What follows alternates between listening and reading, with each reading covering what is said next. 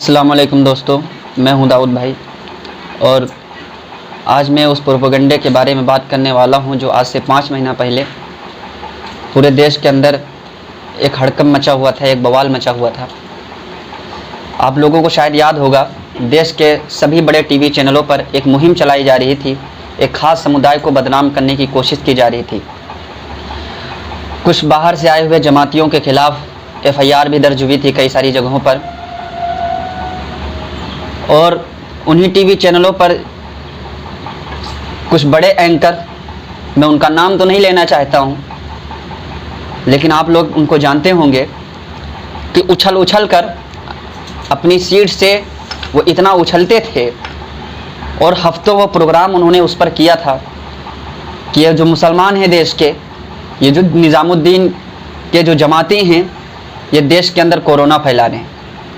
कई सारे उनको नाम दिए गए, कोरोना बम किसी ने कहा, कोरोना जिहाद किसी ने कहा, बहुत सारी बातें हुई, उस पर घंटों डिबेट चलती थी। महीनों बीत गया उस प्रोपेगेंडा पर, उस मुहिम पर। खैर, शुक्रवार को मुंबई हाई कोर्ट ने उसको रद्द किया, उस मुकदमे को रद्द किया, और सिर्फ रद्द नहीं किया बल्कि अपना एक जजमेंट दिया, और उस जजमेंट से उन तमाम लोगों के मुंह पर तमाचा है। अब कोई टीवी चैनल वाला इस बात पर डिबेट नहीं करेगा, कोई बहस नहीं करेगा। क्यों? क्योंकि उन्हीं के मुंह पर तमाचा है, इसलिए वो बात नहीं करना चाहते। उन्हीं टीवी चैनल के एंकरों पर के मुंह पर तमाचा है, और उन्हीं तमाम लोगों के मुंह पर तमाचा है जो मुसलमानों को बदनाम करने की कोशिश कर रहे थे। कोर्ट ने मुकदमा तो खारिज किया ही है, साथ साथ में अपना जजमेंट भी एक दिया है, और एक ऐसा जजमेंट कि जिसको पढ़कर मेरे भाई पता चलेगा कि कैसा लताड़ा है कोर्ट ने और कैसा तमाचा मारा है, कि किस तरीके से उन्होंने एक पूरी मुहिम बना दी थी देश के अंदर। कोर्ट ने अपने जजमेंट में क्या लिखा है, मैं जजमेंट तो बहुत बड़ा है, लेकिन मैं कुछ चंद बातें बताना चाहता हूं, कुछ मोटी मोटी बातें जिससे आप लोग समझ सकें। कोर्ट ने अपने जजमेंट में, मुंबई हाई कोर्ट के जजों ने उस जजमेंट में लिखा है कि जो ये जमाती हैं, इनकी परिभाषा से, इनकी बातों से ऐसा नहीं लगता कि किसी को ज़बरदस्ती इस्लाम धर्म कबूल करवा रहे हैं।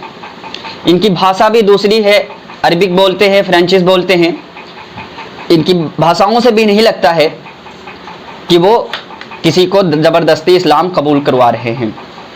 दूसरी चीज़, जो इन पर इल्ज़ाम लगा कि ये कोरोना फैला रहे हैं, तो वो सरासर बेबुनियाद, बेमकसद था।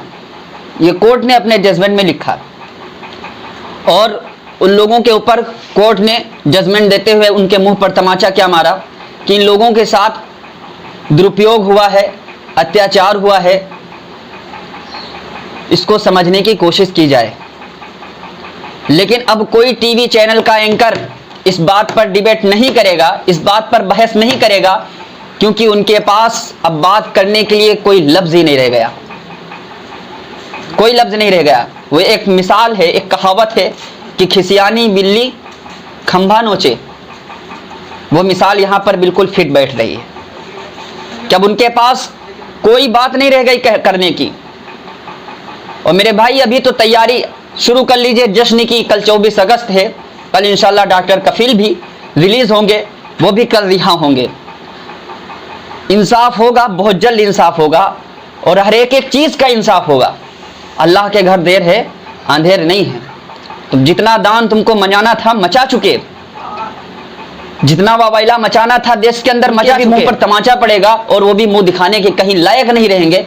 मुंह दिखाने की मैं तो कहता हूं कि वो टीवी के अंदर आने की उनकी हिम्मत नहीं होगी। जिस तरीके से वो डिबेट में आकर चिल्ला चिल्ला कर बोलते थे, कुछ लोगों के कहो तो नाम ले लूं, वरना लेना नहीं चाहता।